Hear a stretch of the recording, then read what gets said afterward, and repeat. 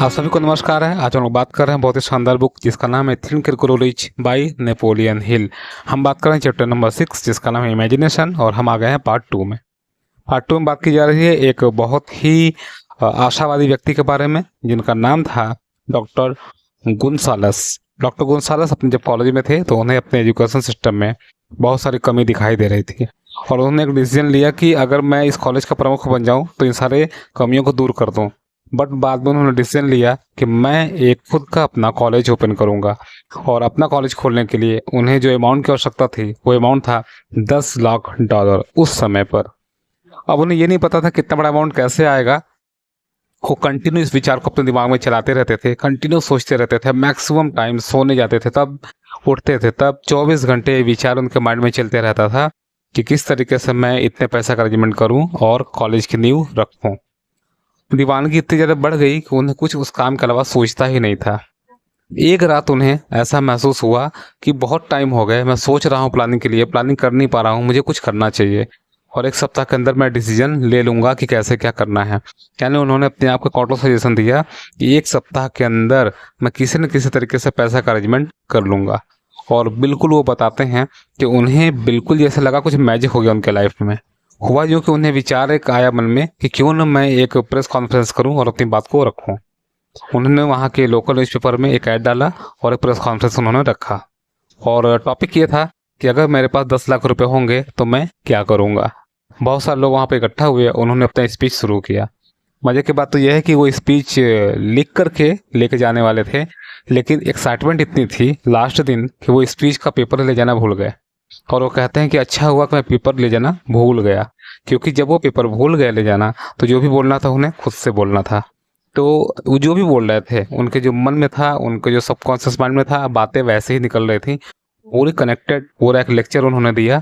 और एक व्यक्ति उसी भीड़ में से जब लेक्चर ख़त्म हुआ तो आता है और उन्होंने बोला कि मुझे आपका स्पीच बहुत अच्छा लगा और मैं आपके कॉलेज को स्टार्ट करने के लिए फाइनेंस करना चाहता हूँ। जितने अमाउंट की आपको ज़रूरत है मैं उतने अमाउंट आपको देने के लिए तैयार हूँ। आप कल मेरे ऑफिस में आ जाइए। और गोंसालस जो कि यंग व्यक्ति थे वो उनके उस व्यक्ति के ऑफिस में गए और उन्होंने उस अमाउंट को उनसे रिसीव किया और वहीं पर उन्होंने कॉलेज का निर्माण किया जिसका नाम था आर्मस इंस्टीट्यूट ऑफ टेक्नोलॉजी। और अब उस कॉलेज को जिस नाम से जानते हैं उसका नाम है इलिनॉय इंस्टीट्यूट ऑफ टेक्नोलॉजी, जो आज भी ये कॉलेज चल रहा है। तो कहने का मतलब है कि जब किसी चीज़ को कंटिन्यू माइंड में चला जाता है, कंटिन्यू चलने लगता है और हमारा वह एक अस्थाई लेवल हो जाता है, हमारा माइंडसेट वैसे हो जाता है, तो नेचर हमारा सपोर्ट करती ही करती है। ऑथर बताते हैं कि जिस शनिवार को डॉक्टर गोंसालस ये डिसीजन लिए कि एक सप्ताह के अंदर मुझे चाहे जैसे इस पैसे का अरेंजमेंट कर लेना है, तो मात्र 48 घंटे के अंदर पैसे उनके हाथ में थे।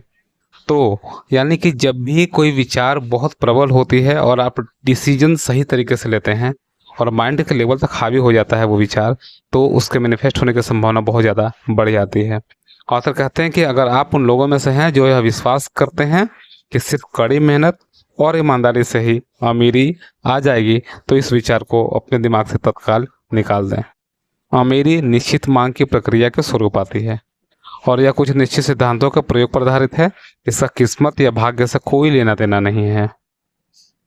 इमेजिनेशन चैप्टर में बहुत सारी स्टोरीज को कवर की गई हैं जो बहुत लंबी स्टोरी हैं। फाइनली जो मैसेज दिया जा रहा है वो यही दिया जा रहा है, जो भी आपके विचार हैं और उसकी इमेजिनेशन यानी पिक्चर आपके माइंड में बिल्कुल चल रही है, तो किसी न तरीके से आप नेचुरल एनर्जी से जुड़ जाते हैं और वो मैनिफेस्ट हो जाता है। तो अगर आप सच में अमीर बनना चाहते हैं तो आपको लगता है कि हम कठिन परिश्रम से बन जाएंगे, आपको लगता है हमारे लक्ष्य से बन जाएंगे, आपको लगता है मुझे कोई चांस दे देगा, तो ऐसा कुछ भी नहीं होने वाला है। हमें मेहनत करना पड़ेगा, लेकिन सही दिशा में करना पड़ेगा। हमें सोच के हिसाब से करना पड़ेगा, अपने माइंडसेट पर बहुत मेहनत करना पड़ेगा और निरंतर काम करते रहना पड़ेगा। लेकिन अगर हमारा माइंडसेट क्लियर नहीं है, हमारे पास कोई निश्चित गोल नहीं है, उसके बाद अगर हम मेहनत कर रहे हैं तो शायद हम अमीरी की दिशा में वहाँ तक कभी नहीं पहुँच सकते जहाँ तक कि हमारी कैपेसिटी है।